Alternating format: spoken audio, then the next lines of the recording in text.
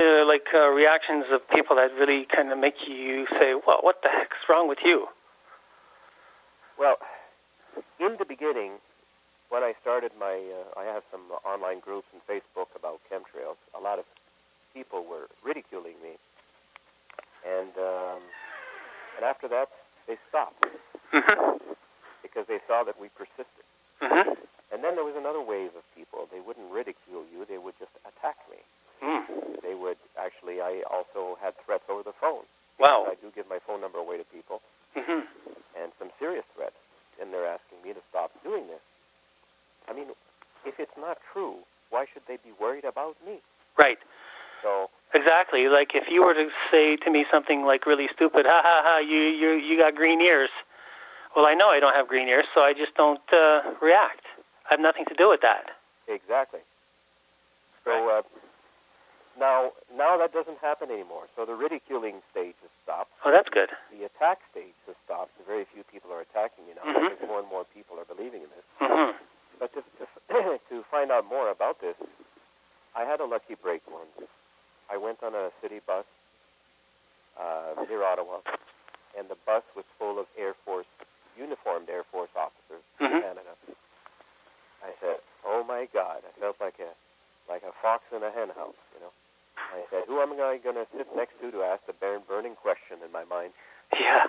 I looked for somebody who had the most greatest number of stripes on their uniform and the smallest arm reach. Oh yeah. And sat beside that person, and I said, "Oh, ma'am," I said, "you're an officer in the Air Force?" Yes. "What do you think about chemtrails?" Oh my God! It's as if I slapped her in the face. Wow.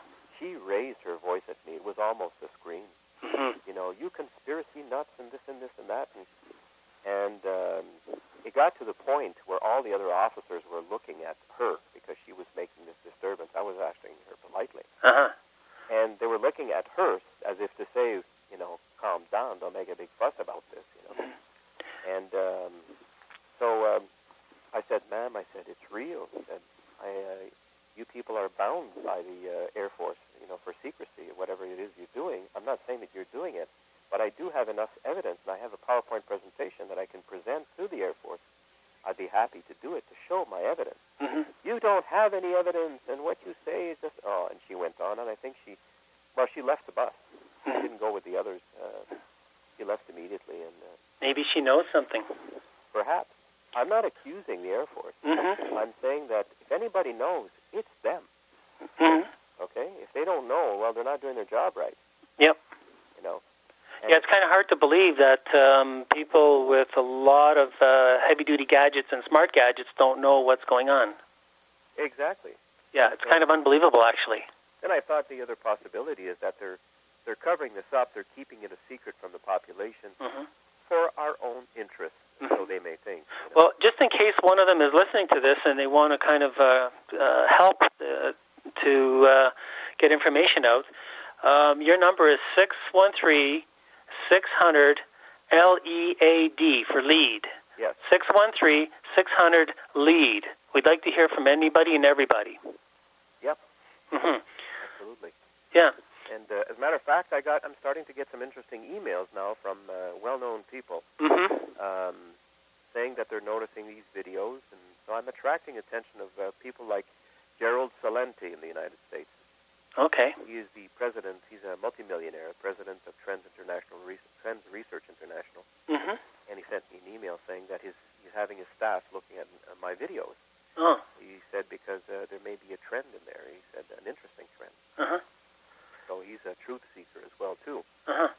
So I'm curious to see where that will lead, because if he believes in the research I'm doing with my friends, then he has the media power to be listened to give voice to what we're fighting.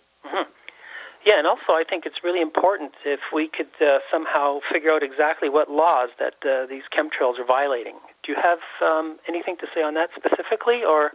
Well, I don't know which ones, but there are international laws preventing the spraying of toxic chemicals. I mean, even local laws, because if vitamin D is being blocked from the formation of clouds from these chemtrails, vitamin D is essential to human health, and any kind of change to human health is basically one form or another bodily harm. Oh, yes. Which is in the criminal code. Right. If you or I, a lot of this is common sense too, regarding the legality of this all. Mm-hmm. If you or I were to go in front of the Parliament and drop 1 liter of used motor oil on the sidewalk in front of the Parliament, mm-hmm. we'd be in jail. Or even a drop of hydrofluorosilicic acid. Right. Which is fluoride in people's drinking water. You'd be in jail. You'd be in jail. Yes. And yet they're feeding us this rat poison. Yep. And we're supposed to be okay with all mm-hmm. of it.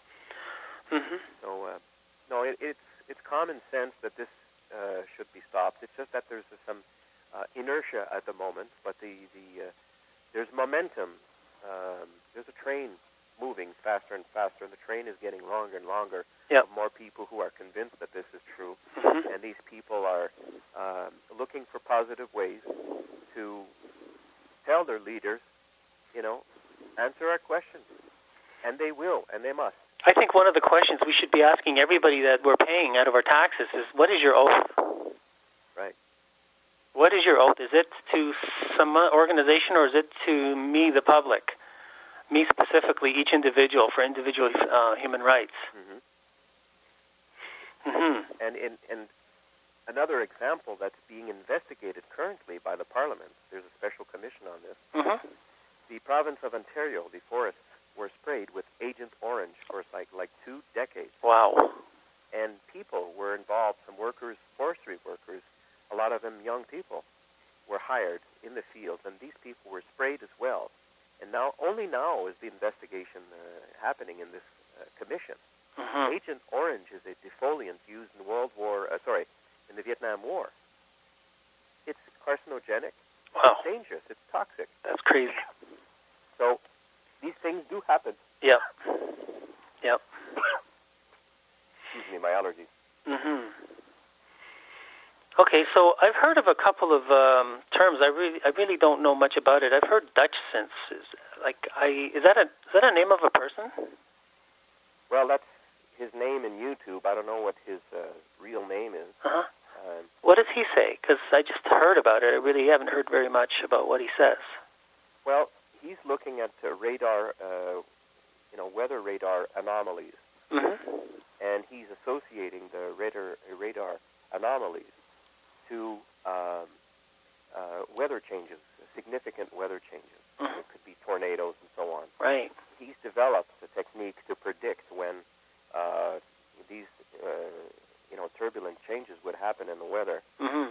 And he's educating the people about this so that we can also use it to predict. Right. So he's focused more on that aspect. Yeah. His background, I believe, is meteorology. Mm-hmm. What a good one to have. Oh, yes. Mm-hmm. Okay, so I guess that's what he's all about. Yep. What else is? What other ways are there to get the word across? I remember hearing something about you mentioning a hyper network of sorts. Right. What's that all about? Okay, so I have on the line with me Sylvain Henry. Is that how I pronounce your name? Well, actually, it's Henry. It's pronounced the English. Sylvain Henry. Yep. And where are you from? I'm from Ottawa, Canada. And can you tell me a little bit about yourself? Oh, myself, I'm most of my life I worked